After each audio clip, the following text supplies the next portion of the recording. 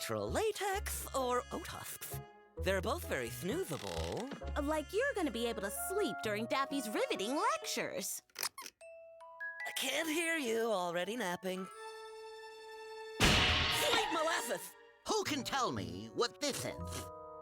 This class is going to be even easier than I thought.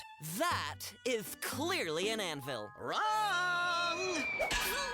It's an Acme brand classic two-horned anvil, dimensions 8 by 12, coming in at a whopping 587 pounds. Very impressive.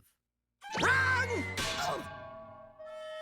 The correct answer is in the hands of a master toon. It can be anything. It can be lighter than air, heavier than concrete. It can defy the laws of time, space, and irony.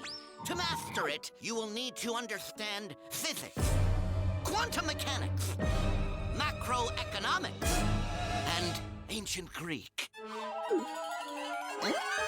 Every year, toons take this class thinking, oh, this will be a GPA-boosting easy A.